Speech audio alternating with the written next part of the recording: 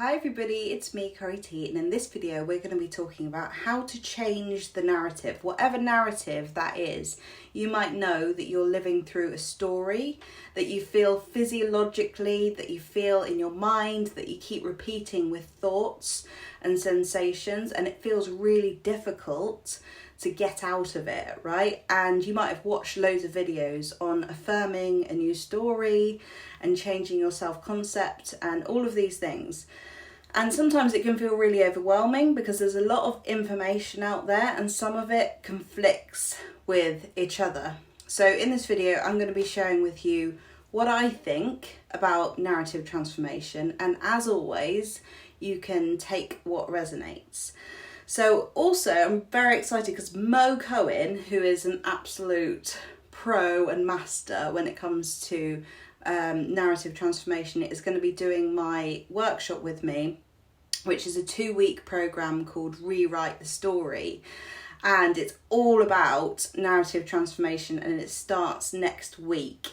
And Mo is going to be doing one of the sessions, and he's going to be doing some practices in that session to help you rewrite your story. And in the first session, I'm going to be doing a real deep dive into all of the ways that I believe that we can change our narratives from the inside out, because it really is from the inside out, right? There are so many interesting things to talk about when it comes to narrative transformation, and it really is about finding what resonates with you.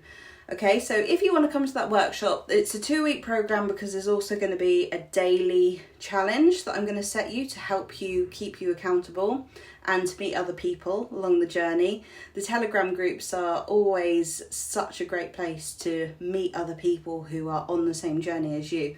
And you get to see the growth in other people as well. And you might meet your manifesting buddy that will literally change your life, like I did in a group with April, and we're still friends to this day. So you never know. So if you'd like to come along, I'm going to leave the link below. You can ask me any questions, email me, find all the information on the website. Okay, so you've probably watched quite a few videos about changing the story, changing the narrative. And you've probably heard things like affirm the new story and change the story in your head. You might have been writing it out, you might have been doing all of these things, these techniques, maybe with your mind. Okay, so this is one part of the puzzle, in my opinion, and it's also a more masculine technique. So you hear people like Joe Dispenza, who is amazing, and he's very much talking about changing the story, changing your thoughts, so that you can literally rewire your brain and create a new experience. Now, in my opinion, this is a more masculine approach and can feel quite rigid and can feel quite confusing when you get opposing feelings in your body, which is why I think the other part of the puzzle when it comes to narrative transformation is the body, is the sensations, is being with the experience and creating a new physiological experience through feeling and releasing the old. And so the two things together, we've got our higher mind that can tell us a new story. We can set an emotional goal by using our higher mind to create a picture of where we would like to go and what we would like to experience.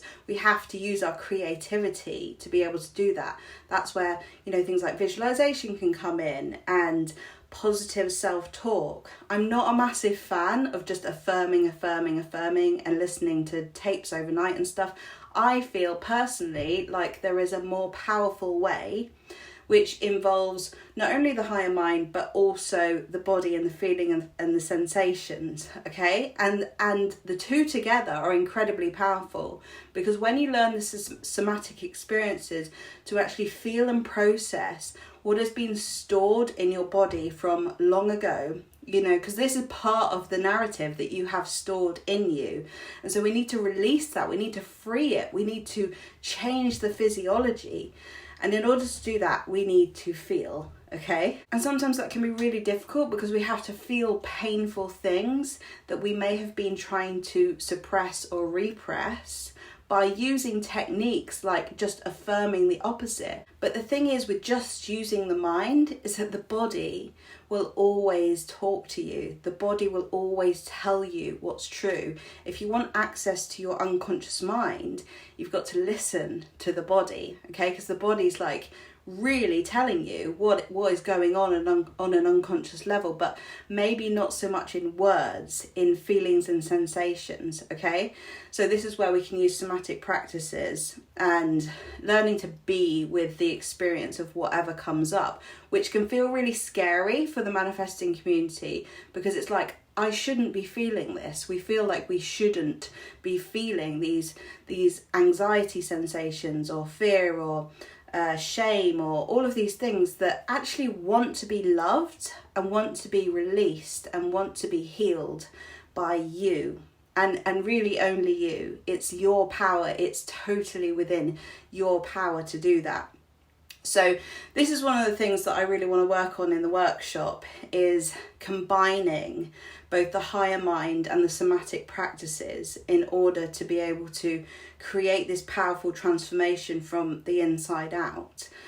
Setting emotional goals, visualizing, being able to write the story, look at the beliefs that you would like to believe that maybe you don't now, and you don't now physically or mentally believe these things, but you would like to. Okay, we've got to set the emotional goal, show our brain where we're going, and then we've got to give ourselves the experience of living through the things that want to be released. Okay, so this is where I think you get the masculine approach with the mind and the feminine of the feeling, right? And you combine them together and it's very powerful.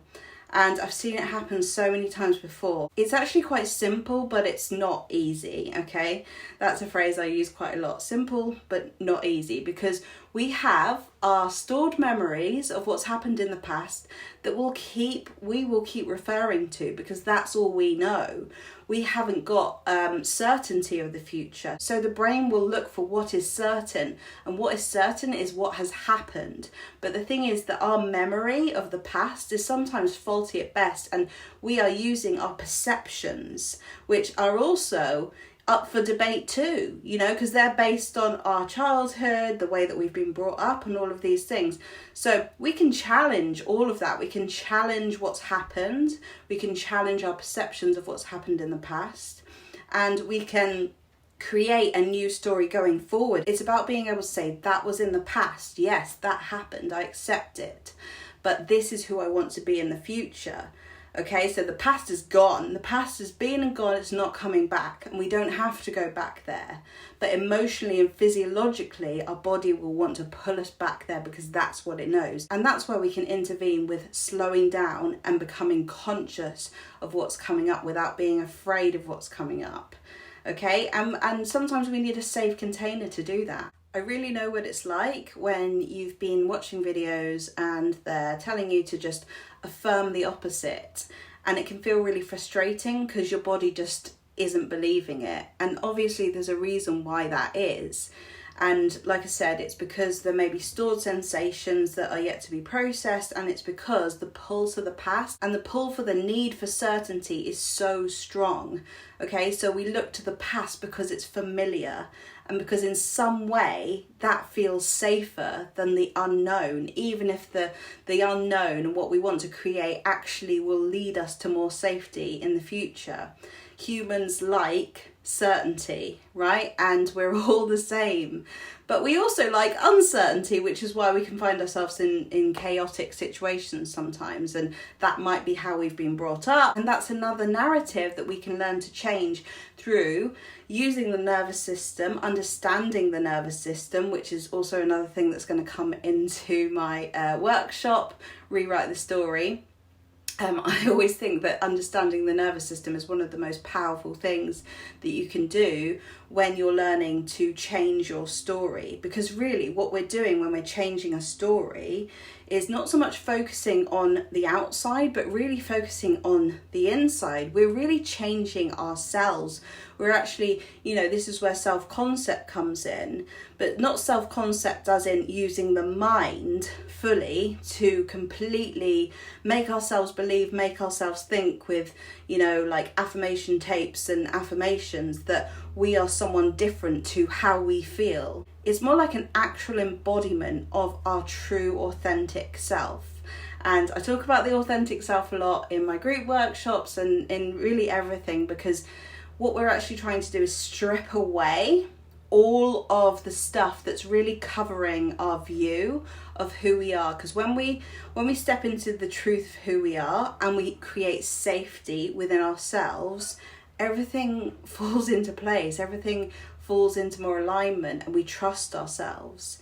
And a lot of the time what we're doing when we're having a repeating story is we're looking outside of ourselves to find that safety. We'll keep being met with the same door that we can't enter, because the lesson is always to find that within ourselves. So let me know if this video has resonated with you, and if you can see what I mean with that masculine and feminine approach, and how actually just using one of them might feel difficult, might feel confusing. Actually, because in my opinion, it is. This process isn't easy. Like I say, it's simple but not easy.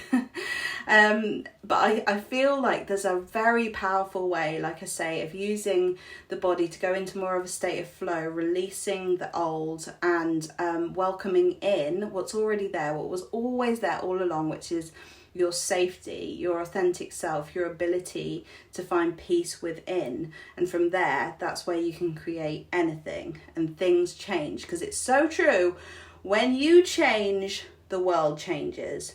When you create the things that you're looking for outside, everything adjusts to you, right? And the world is a mirror of you. So where you're being triggered in your life is just showing you where you're looking outside of yourself for something that you can cultivate within. If you'd like to join Rewrite the Story, you've still got about a week to join. It starts on the 23rd. On a Wednesday on Telegram, where I'll be sending out the first prompt, the first daily prompt. And I will leave the link below, and I'll see you in the next video. Bye.